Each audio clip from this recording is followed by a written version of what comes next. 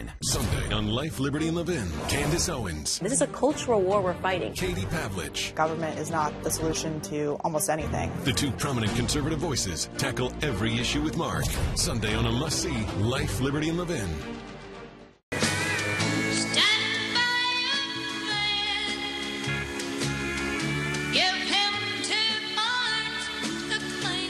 Great song. I heard that in Nashville last week. It's just so great. So you get the idea. Jennifer Garner, who everybody has been talking about this week, is standing by her estranged husband, Ben Affleck. Despite their split 3 years ago, they're not officially divorced. They have 3 children together. This is a shot that was taken by paparazzi as she was handing him some fast food in a bag. He's there in the back before she dropped him off at rehab. They were at Jack in the Box, I guess making sure that he had something to eat before he was heading in there. So what do we think about her devotion to her husband here tonight? Joining me is Elizabeth Wagmeister, Lisa Booth, and Capri Cafaro. Ladies, thank you very much for being here. I mean, I think anybody looks at that picture and you feel for her. She's a mom. She obviously cares enough about her ex-husband to want to be there for him in the middle of this crisis. Elizabeth, this is your specialty. You handle a lot of this kind of stuff for the New York Post. Absolutely. So that's exactly right. Jennifer Garner will live and die for her kids. She will do anything for them. That's what my sources have always said. And I think she really wants to make sure that Ben Affleck is happy and healthy because she wants him to be able to have a relationship with her kids and be a father to them. Yeah. I was reading something today, an editorial from a guy who went through AA. And he said, you know, not everybody can go to the fancy rehab place in Los Angeles like Ben Affleck can, but everybody can go to a meeting. And he talked about how it took him, he went to 8 meetings, I think he said, before he stayed at one. Well, it's a disease. Right. I know she's doing it for the kids, but I don't know if my husband, if I was married, my husband cheated on me with a nanny, I think I would be sending him someplace else. There's that. Besides rehab. There's that little detail. He's been through a few girlfriends. I love Jennifer Garner. She just seems so nice. And when I see the Capital One commercials, I want to like open an account because she's just like so warm. They're very happy right now to hear that. I like the fact too that she doesn't speak down to Trump supporters, even though she's a Democrat, and I find that to be very rare in Hollywood. It's refreshing, right? I like her. I know. I feel bad. I just want her to find some like great guy. You know, that's nice and not constantly going to rehab. And not the guy in the back seat. Poor, oh my gosh. No, not the guy at the Jack in the Box either. I mean, look, I think that, you know, every woman can relate in some way, shape, or form to Jennifer Garner. You know, we've all had ups and downs, you know, and I totally hear what you're saying, Lisa. Yeah, you want to kick somebody to the curb who's doing terrible things. Totally. He is a man-child and all the rest of that stuff. But she's obviously bringing her West Virginia values to bear in Hollywood and trying to do right by both her, I guess, soon-to-be ex-husband and her kids. I say just stay away from Michael Vartan. I was saying this girls earlier. Apparently, he used to date that guy, like, back in the day. And I just saw Never Been Kissed Again, that old 90s movie last night. And I was like, is he married? And I looked that up, and I was like, oh, he used to date Jennifer Garner. And there were all these things. I'm like, keep Michael Vartan single. You know, the other thing to take into account, though, when you don't look at the Jennifer Garner of it all, is Ben Affleck's career, which really could be on the line because in the court of public perception right now, he's going to rehab for his 3rd time. He's Batman. That's a family-friendly franchise. He still has the sequel for Justice League and the Batman standalone. She's trying to help hold the whole family together and the careers as well, probably, to some extent, and who can blame her? This is Duncan Hunter, who I interviewed last night. He's gotten a lot of attention in terms of what he said about the indictment, 47 pages of campaign finance violations, talking about fast food. They bought fast food, they bought everything pretty much, and charged it off to the campaign. Here he is when I was asking him about whose fault it really is. She was also the campaign manager, so whatever she did on that'll be looked at too, I'm sure. But I didn't do it. I didn't spend any money illegally. But I didn't do it. I didn't do it. You better check out my wife. She's the campaign manager. Capri? You said stutter much? I mean, the guy's body language, the way he's presenting himself, clearly, at least, I mean, I know that he's innocent before, you know, until proven guilty. But let me say a few things about this. You know, what kind of wimp blames their wife? Okay, number one. Number two, you know, he shouldn't cross her because if he does and they get divorced, she no longer can, you know, he can't benefit from that spousal immunity. They really should have a united front here if he knows what's good for him. But apparently he doesn't, and he's a coward. Lisa? I think he's got a lot bigger things to fear than this indictment. His wife at home is probably like not cool. But look, this does not look good. You've got 600 campaign expenditures for bunny flights to fly his bunny to his kid's bunny to Washington, D.C. You've got $460 $2 bill for 30 tequila shots and 1 steak. That's not going to play well. That's some campaign party, I'm telling you. That is not a heck of a campaign party. But I mean, to throw his wife under the bus. I don't know if they had some kind of agreement. That was a great she's interview. Like, she's going to take the heat. Thank you. But obviously he believes that he's innocent. He says he paid the money back. But as you say, I think he may have more to deal with the missus than the indictment. And perhaps aside in the end. from throwing your wife under the bus on national TV or at all, what about taking responsibility for anything? You should have He says we did. We fessed up. We paid what we have to pay. He claims it's all political. But yeah. I mean, and also you get the feeling that just like this is probably a much worse version, perhaps, if he's found guilty, than what everybody appears to be doing in Washington is writing all this stuff off. And sometimes it gets, maybe a little too far. We'll see where they end up. Let's take a look at Serena, who's getting a lot of attention right now because the U.S. Open is right around the corner. Everybody remembers the cat suit that she wore. That was at Roland Garros, I believe. And she's going back to the French Open, and they are now saying that she can't wear it. They don't want her to wear it. That's not approved clothing at the event. What do you say, Elizabeth? I think the French need to wake up and realize it's 2018. This reminds me of the Cannes Film Festival when they had a ban on shoes. You had to wear high heels on the red carpet. And Kristen Stewart revolted by taking her shoes off and walking barefoot. She's such a rebel, on the red carpet. Kristen, the vampire girl. I mean, this is Serena Williams. Let her do what she wants to do. She's one of the greatest tennis players of all time, let alone she nearly died at childbirth. She had blood clots, and she's spoken about this catsuit, saying, I'm wearing pants because it actually helps for the blood circulation. I feel her on that, but I mean, I'm sure it's very aerodynamic, but I just don't, I don't like the catsuit. I like the way everyone looks very nice when they play tennis. It's you guys are dressed for Wimbledon right now. I think very traditional. But I like to play tennis, and I really believe that it should be all whites. And if she wants to wear like a white stretchy pantsuit, that works with with the skirt. Tennis attire has gotten into a totally different realm now, and she's killing it regardless. She's won the French Open 3 times. She's like the highest earning female athlete. I mean, she's crushing it. Aerodynamic catsuit outfit, regardless. Okay, doesn't need These are so funny, the bad lip reading stuff. There's a new one out with Sarah Huckabee Sanders in the press room. We want to play it just, because it's Friday and the girls are here. So let's watch. Drink. Okay, idiots, are you ready? I just can't stand the faces of you people.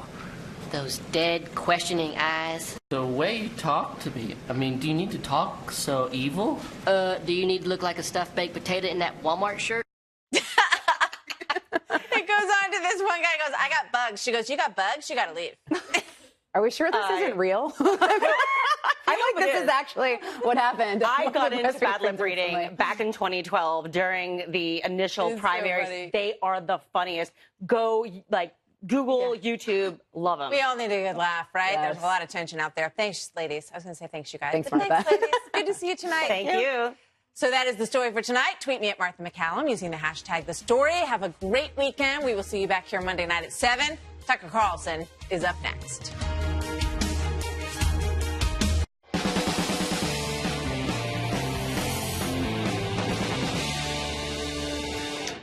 Good evening and welcome to Tucker Carlson tonight. Mid-fall elections are coming up and a lot is at stake, and not just on the policy questions. If Democrats win, and at this point that could definitely happen, maybe it's even likely to happen, they will immediately try to impeach the president. Now, they claim they're not planning to do that, but that's untrue. They've wanted to impeach Trump since the day he took office. The first crime they alleged, you'll remember, was collusion with Russia. Then they claimed obstruction of justice for firing Jim Comey, because firing people in the federal government is by definition obstruction. After that, they fantasized about impeaching the president for the supposed crime of pulling out of the Paris Climate Accords. Then it was the immigrant family separation. And then it was the Helsinki press conference with Vladimir Putin, which they told us was treason. Now there's the news this week that Trump paid off an ex-girlfriend in an extortion scheme. They're claiming that's impeachable, too. No doubt there will be other high crimes they tell us about in the near future. The pretext doesn't really matter, actually. Democrats want to remove Trump from office because they hate him. That's the reason. If they get their congressional majority back, they will start that process on day one. They will have to do that because their base demands that they do that. Look at the polls. That tells you the whole story. Republicans, of course, are horrified by all of this. but they shouldn't be horrified by it. Unlike a special counsel investigation or sabotage by career federal bureaucrats, impeachment is legitimate. It is a constitutional process.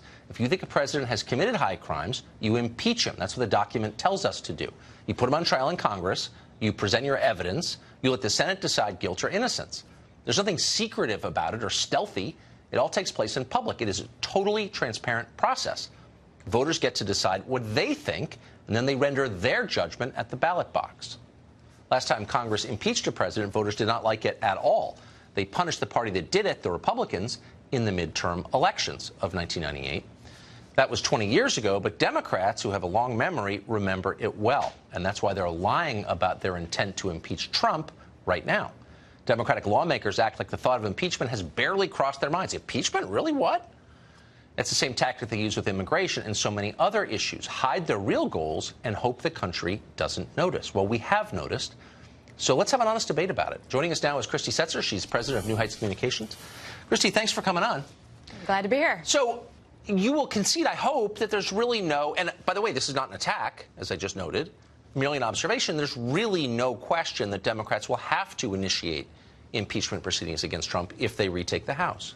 I'm not sure about that. What I do think is that Democrats want some measure of accountability. I think that we've been extremely frustrated, not to put too fine a point on it, by the last 20 months in which no matter what Trump has done, whether it has been a series of things that most Americans find immoral or un-American, or even at this point actively criminal behavior, Republicans have sat on their hands and done nothing about it. We've seen hearing after hearing on Hillary's emails, but none on, let's say, to get to the bottom of the Trump Tower meeting. Well, there has been quite a, I think we've covered it maybe every night for the last year and a half, this Russia investigation, two of them actually, one initiated by Congress, the other by the special counsel. But I just don't understand why everyone's so embarrassed of impeachment. That is the constitutional remedy. It's a political process. It's designed to be a political process. The rest of us can participate in it by voting. Why are we lying? Why are Democrats lying about impeachment? Oh, well, we're not really sure. Of course you're going to impeach him. You should impeach him. If you think he committed crimes, impeach him. Why is that a scary thing to say? Because it's one of many options, right? Right now, we're looking at several different ways, I believe, that the president could be held accountable. The biggest one and the most salient one, I think, for most Democrats are the November elections, in which, yes, there will be measures to hold the president accountable if Democrats take back the House and, hell, maybe even the Senate. But the other way is judicial accountability. We are now talking about a president who has potentially committed crimes. He was the unindicted co-conspirator in Michael Cohen's case. But before I ask you about that crime, let me just ask for the third time this question. Why not just say the most accountable form of accountability is impeachment, because it's transparent, unlike the legal proceedings we're watching, certainly unlike the creepy special counsel investigation. There's nothing hidden about impeachment. You present your evidence in public in an open court. Why are Democratic leaders lying about that? Well, we're not really sure. If you think he committed crimes, why wouldn't you impeach him? What is the answer, honestly? I think the answer, honestly, is that some people have called for that, but the political reality is that you take 67 votes in the Senate. Oh, the public doesn't like it. Oh, I get it, because if there was broad public support for it, then you would do it. But if he's such an obvious criminal, why isn't there public support for it? Well, the real question is, why isn't there Republican support for it, right? That is the political reality. Because their voters don't want it. That's why. Yeah. I mean, it's pretty simple. It's a political process. But why wouldn't they want it, given that, again, the president has committed a crime, they disagree more than one federal crime? Because they disagree with you. And disagreement is still allowed, despite the left's attempts to criminalize it. We're allowed to disagree still for this brief moment. So, again, my question is, if it's so obvious the president has committed all these crimes, why doesn't the majority of America want him impeached? I'm confused. I'm not sure that they don't, to be honest. But again, I think that the more immediate goal for Democrats should be political accountability and judicial accountability. Well, you have political accountability. It's called impeachment, but you don't want to do it because despite all the carping about how he's a criminal, you still haven't convinced the public of that. And I wonder if that gives you pause. You spend 2 years telling everyone that he's a racist and a felon, but they still don't believe it. Maybe they don't believe you. I think that the views on actually are changing. If you look at the Democratic base, for example, they actually do want that, and the majority of independents do as well. But at the same time, again, I don't think that that should be the only option. No, but it's the legitimate one. It's rather than use entrenched career federal bureaucrats to undermine the president. in really the least legitimate possible way, why not just man up and do it in an honorable constitutional way? That's my plea to you. Please do it. But let's get to the crime. So you will concede that he was extorted by Stormy Daniels. He paid her over $100,000 because he didn't want her to talk. That's extortion. I think we all would. No, that is why did he pay her paying off a porn star to keep silent about something that he. Why is that not extortion? If I say I'm going to tell the public about something bad you did unless you pay me money, that's called extortion. This is actually a pattern of behavior that Donald Trump has, not just with Stormy Daniels, but with other women he's slept with, and also but I'm not people in the denying that. White Hold on, House. but I'm not denying that. No, I'm just saying. And I don't think he should have paid them, and I think it's immoral. That's my view. Yeah. But paying someone to keep quiet, if I demand that you give me money in order to be quiet, I'm extorting you, I'm blackmailing you, which is itself a crime. Why would you support that? What I don't support is the fact that in Donald Trump's White House, and I believe this is unprecedented, he has asked for not just NDAs from everybody who works there or was on the campaign, but also non-disparagement agreements, which means that nobody who But hold on, you're not answering my question. No, I am. I'm saying this is the way he operates. Okay, This is the way he operates. But he paid her, or else she was going to besmirch his reputation. That's extortion. Okay. But where's the crime? I'm totally missing that. I mean, I think you could argue it's immoral to cheat on your wife. You guys don't believe in marriage, so you're not going to argue that. But instead you're arguing it's a campaign. I sit here as a married woman, but yes. But I mean, obviously that's the real argument, but instead it's a campaign finance violation? It's not. It is a campaign finance violation. If you are using money from the campaign to pay off this woman. Yes, that's a crime right there. But that's not what he's accused of doing. He's not accused of using campaign donations to pay her off, is he? Because that would be a crime. I believe he is, and that's why he said, no, I use No, because that's a flat-out, I mean, money. look, if I'm wrong, I will definitely stand corrected. And I will not defend that, by the way, because that would be a flat-out crime and people go to jail for that. My impression is it's his money.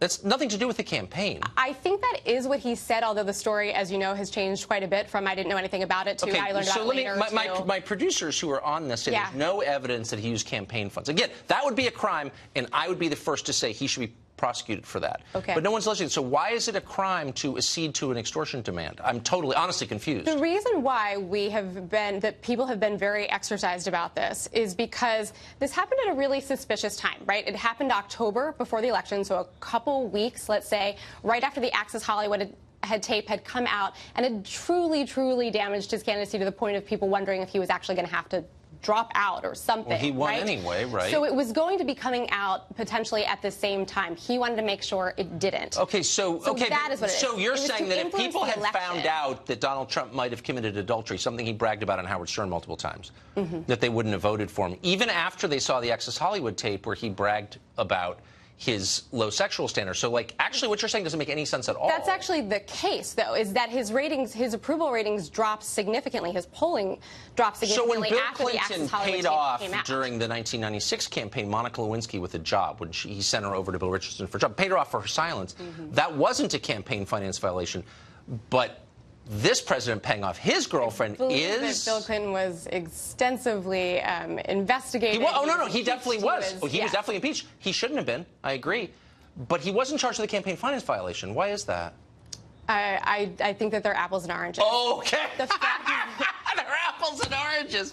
Well, I'm calling apples on that. Christy, I hope you impeach him so we can just have an honest conversation about it. Thank you, Tucker. Thank you. Dan Bongino is a former Secret Service agent, NRA TV contributor, author of Spygate, The Attempted Sabotage of Donald J. Trump. He joins us tonight.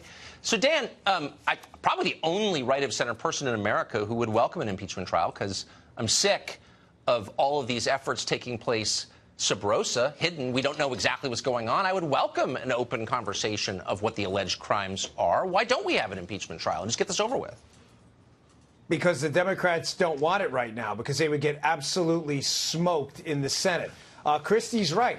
67 votes. You'd be lucky to get 40 votes on that. The American public would be furious as they learned from the Clinton operation. Tucker, the American people in the Clinton impeachment trial spoke loudly. If you were going to overturn a duly elected president, his results in winning an election, you damn well better bring the goods. What do they have now, Tucker? Taxi cab medallions and National Enquirer stories? This is what you got? Bob, this is what you have right now. We've been told for a year and a half as you slam the emergency brake on the entire country's operations that Donald Trump colluded with the Russians to win an election, and you bring us the National Enquirer, a Manafort guy who didn't pay his taxes allegedly years before he met Trump, and you bring us a taxi cab medallion case. This is the best you've got? Tucker, wait, one more thing, too. With all due respect to your prior guest, I know she's very nice and all, but she doesn't even have basic facts of the case right.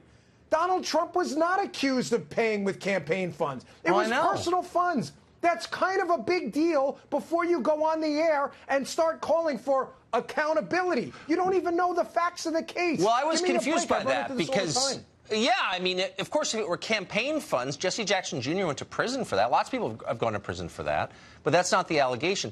I'm a little confused, though. Why is Stormy Daniels not being charged with extortion? If somebody came to me and said, I'm going to destroy your reputation unless you pay me money, I'd call the cops immediately. Even if I did it. I mean, of course, because that's extortion. But nobody mentions that she blackmailed the guy. I mean, he went along with it, but she still blackmailed him. Why is that not an issue?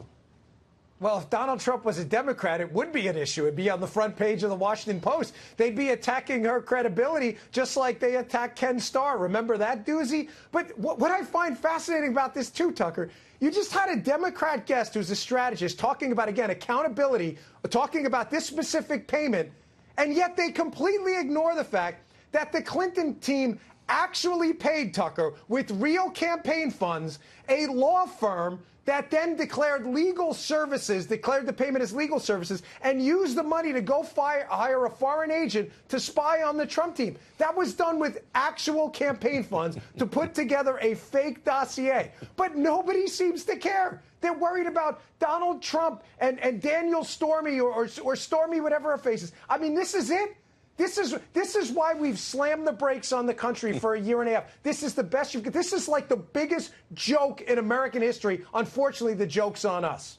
The ruling class hates populism above all. And I think, and we're out of time, but I just got to say, I hope that we can talk about this off camera, but at some point we need to reassess what happened to John Edwards. I always thought he was kind of a sleaze.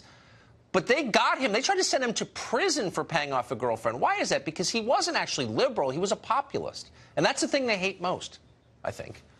Anyway, Dan, thank you. It's great to see you. Yes, sir. Well, we've heard endlessly for, I don't know, a couple of years now about the threat that Russia poses to our democracy. But if you're looking for threats to our democracy, how about Silicon Valley, which could change the course of our election instantly without any of us knowing about it?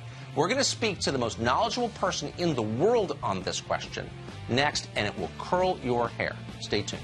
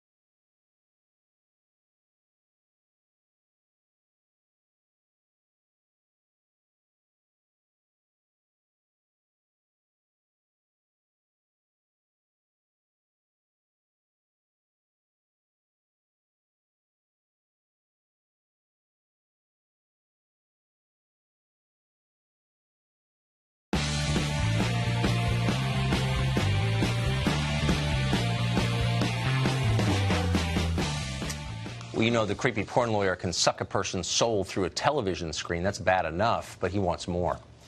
He wants to consume your wallet as well. CPL has created his own political action committee called Fight PAC to support his inevitable run for president. Creepy porn lawyer says his PAC will finance his travel. That's a little scary, too. More travel means it's easier than ever for him to sneak into your local television station, even your basement. Remain on the lookout. Whatever you do not donate will only make him more aggressive, just like in Yellowstone.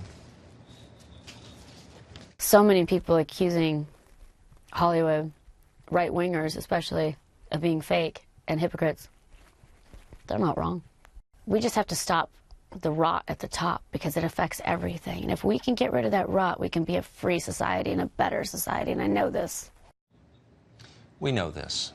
That was actress and noted moral voice Rose McGowan, the Harvey Weinstein accuser, one of the leaders of the Me Too movement. Last year, she downplayed the importance of due process. She tweeted this, quote, "It is quite simple. Everything in Hollywood is quite simple.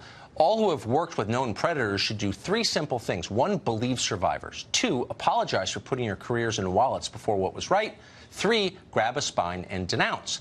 If you do not do these things, you are still moral cowards." Okay, so she drew a line in the sand. And then this.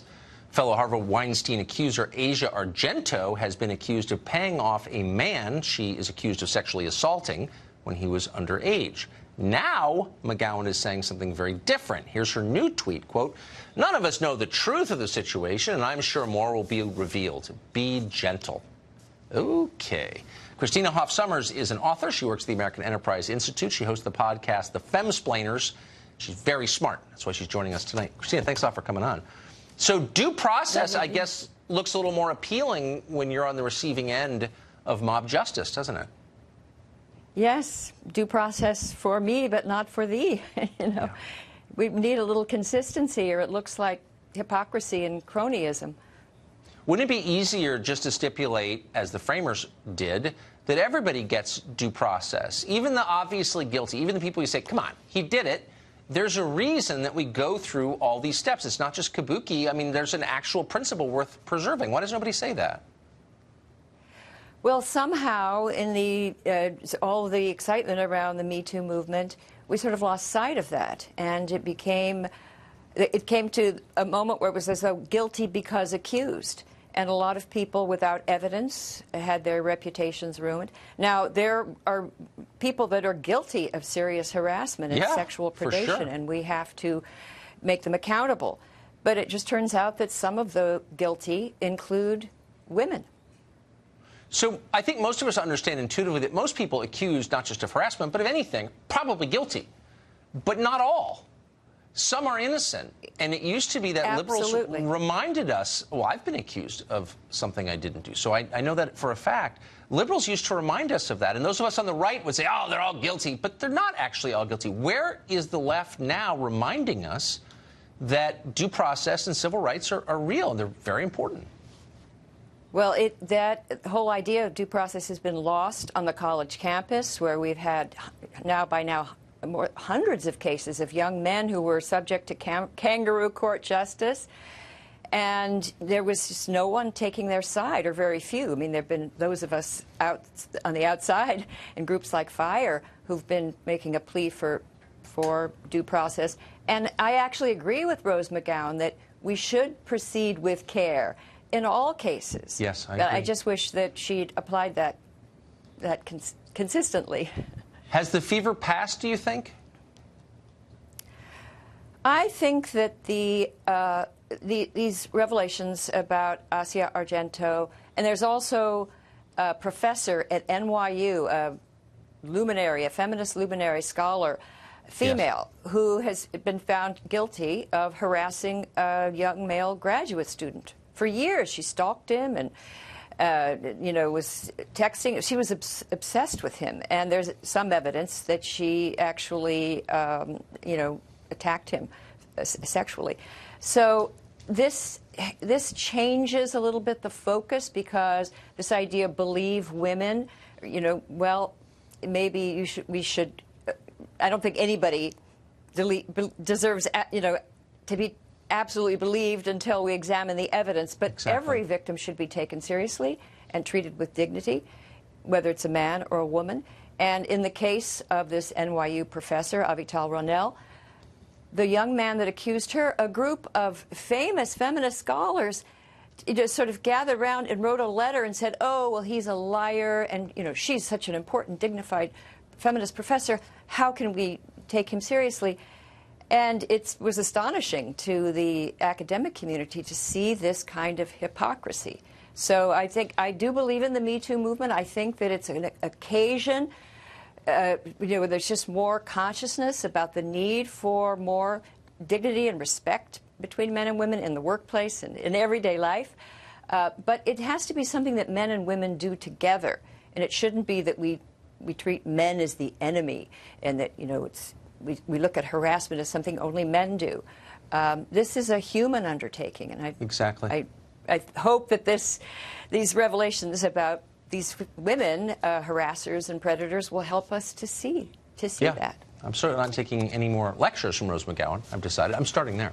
Christina Hoff Sommers, thank you very much. Good to see you. Thank you. We've heard a ton, endlessly really, about Russia's threat to democracy, but very little about the much greater threat to our democracy, to our elections, to self-government from Silicon Valley. That is real, and our analysis of it is just ahead.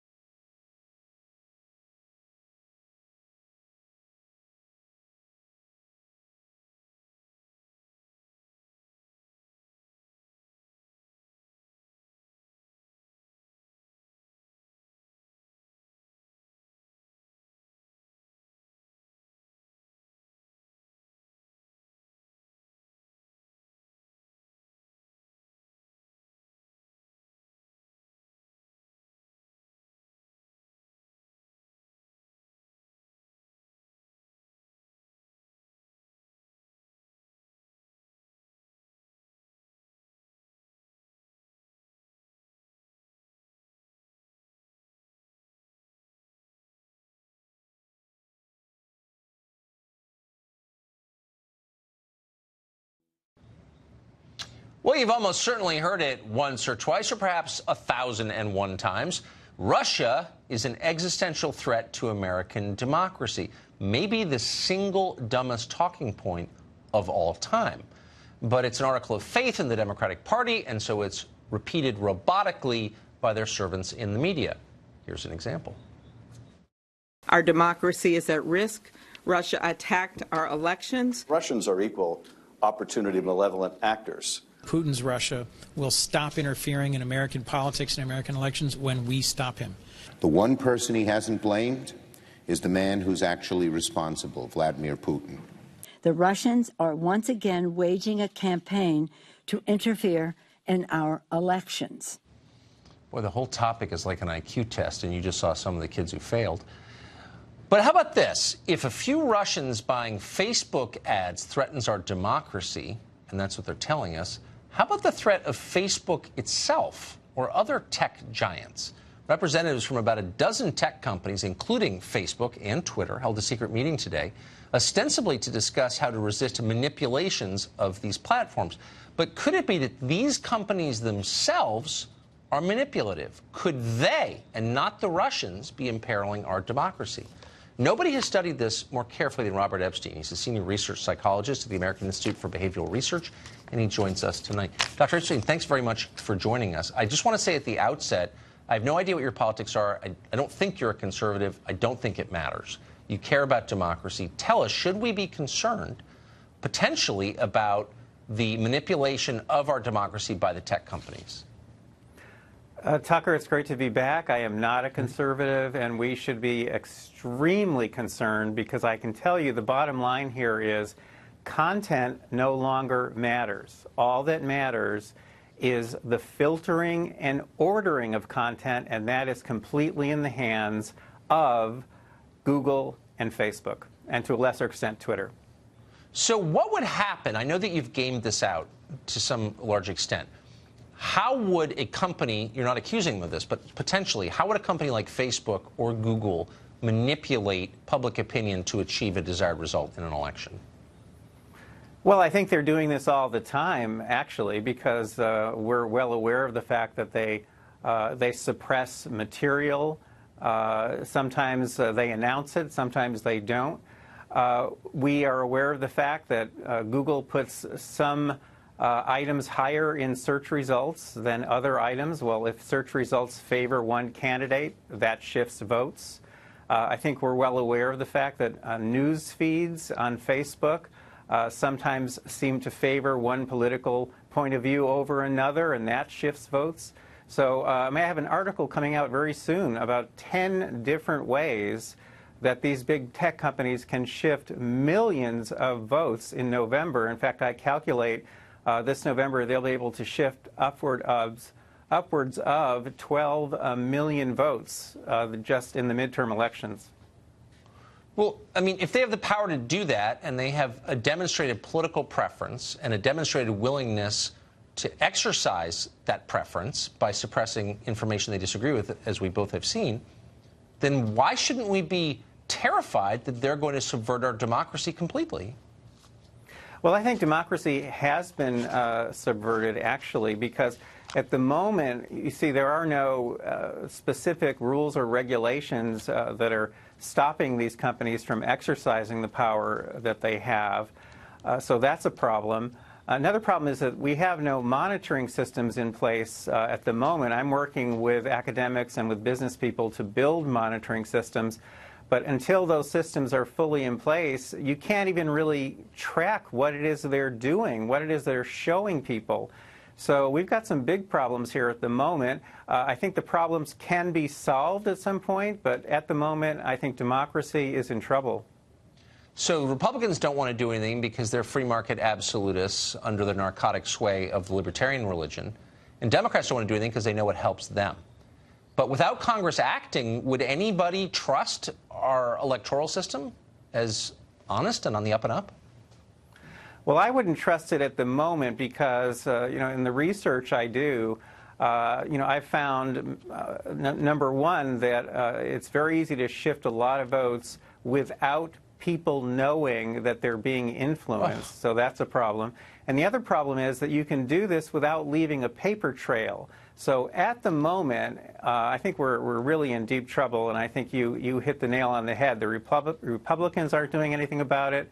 The Democrats aren't doing anything about it, each for their own reasons. It's terrifying. Thank you, Dr. Epstein, for calling attention to this. You're one of the only people who has, and we appreciate it. Thank you. Robert Mueller's hunt for Russian collusion, you may have noticed, has turned into a permanent one-sided fishing expedition in which people's lives are being destroyed for no good reason. Why is it continuing? Is there a justification for that? Someone who has tracked the investigation from day one joins us next.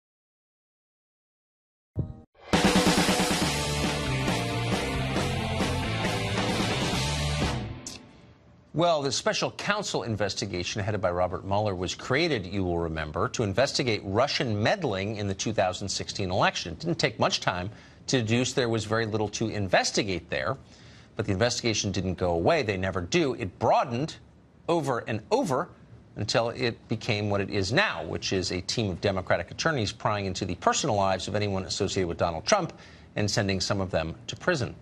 So what justifies the continued existence of this investigation, which is a good question that few ask. Kim Strassel of the Wall Street Journal does, though, and she joins us tonight. So, Kim, what is the pretext for continuing this at this stage? Well, it's hard to know. Again, we were supposed to talk about Trump-Russia collusion.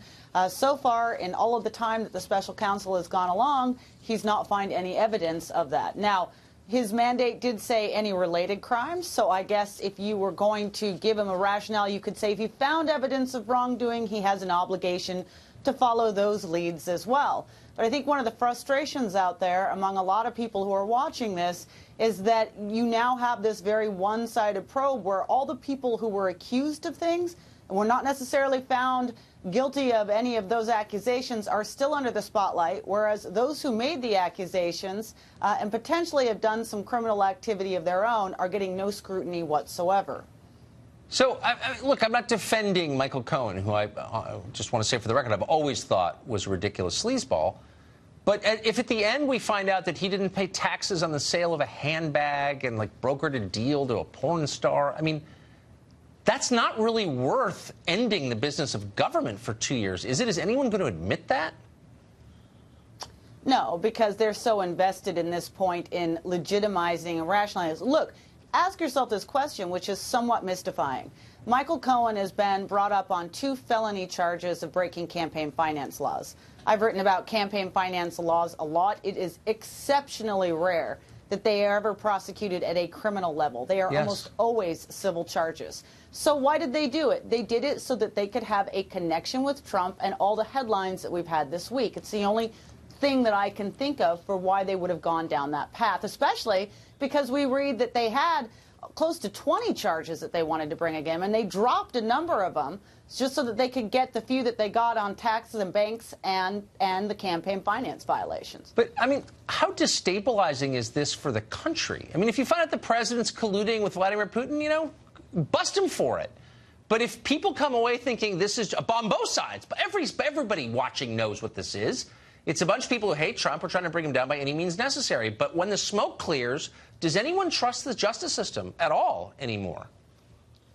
Well, no, and here's one of the problems is, look, I think a lot of Americans, when Bob Mueller was first put in place, thought, all right, get to the bottom of this very serious accusation. Was there Trump-Russia collusion? Exactly. Look, that was a big deal. We deserved an answer to that. But if you're now going to go down the line of prosecuting all these other things, and then you're not even going to take a look at the people who may have done wrong in making these accusations and lodging that very serious accusation at the top echelons of our government, where it was acted upon by the FBI. I mean, look, if you're going to go after Michael Cohen for campaign finance violations, why is nobody taking a look at the Hillary Clinton campaign or the DNC, who hired an opposition research firm but did not state that accurately on their campaign finance forms? They ran it through a law firm and called it legal services. It just makes everybody so cynical. It just degrades the country in a way that's going to be hard to recover from. It's very sad to watch. You are one of the clearest explainers of what's going on, Kim Strassel, and we appreciate that. Thank you. Thank you, Tucker. Well, America has seen 2 alligator attacks in a single week. One of them killed a woman. Why are we putting up with these carnivorous reptiles living in our midst? That's a question worth asking, and we will after the break. Also, Hurricane Lane is headed for Hawaii. Steve Harrigan is on the scene. Is he strapped to something strong, or will he blow away? We will find out straight ahead.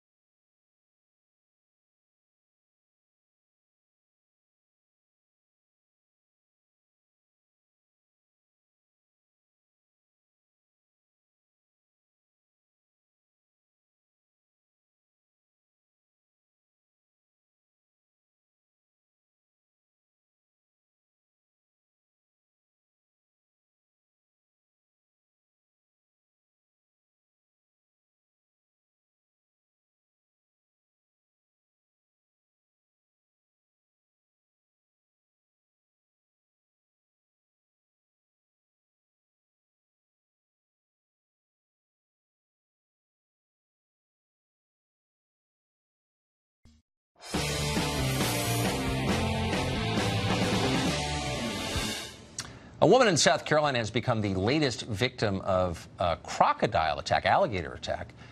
Kindergarten teacher Cassandra Klein was dragged away and killed while walking her dog on Hilton Head Island. Attacks like this are uncommon still, but they are growing in frequency. In Florida alone, 24 people have been killed by gators since 1948, but of those 24, 14 occurred in the past 20 years. Non-fatal attacks have risen dramatically as well. Lisa Lang is Senior Vice President at PETA, and she joins us tonight. So, Lisa, I know what you're going to say, and I hate to put words in your mouth, but you're going to say that the gator attacks are the fault of people because they're too close to gators. And that probably, as a biological matter, is right. I believe that. But it doesn't change the fact that people are more valuable than gators. Gators are highly unattractive prehistoric carnivorous reptiles. So why do we put up with this? Well, yeah, I mean, there's a lot of human encroachment and pollution, but still you have to answer the question, well, what do we do about it? Yes. And after this tragic incident this week in South Carolina, it's important to know, as you said, that these incidents are exceedingly rare. But I think what's especially tragic about this, too, is that it's 100% preventable. We're seeing a number of problems in this age of social media, for example. You're probably not going to be surprised to hear that a big problem is people feeding alligators, and people are doing that with alligators and other wildlife for the perfect selfie or to be able to put up a YouTube video. And what that does is not only endanger the person who's doing the feeding, but of course it gets these animals more used to interaction with human beings, which is dangerous for the next person down the line. And then the animal, of course, loses their life. I get it. And look, I really love animals, and I support, I think PETA's a little lunatic, but I actually kind of support some of the things you do because I love animals that much. But these are disgusting reptiles. You're blaming the victim. I mean, feeding an alligator should not be a death penalty offense. Wouldn't it just be easier to shoot the alligators? Why is that so bad? Well, yeah, well, they're an important part of the ecosystem. And anytime we jump in and we start to kill predators or animals we don't like because they look different from us or they're prehistoric looking, it's a really big mess for the environment. They control rodent populations. They control nutria populations. It's a bad idea. It's a bad idea for the ecosystem, and it's a bad idea ethically. And it's, back to whose fault is this? I doubt very highly that this woman knew what the risks were. There's no way she would have walked that closely had she known. Because the alligator went after her dog. And look, you represent PETA.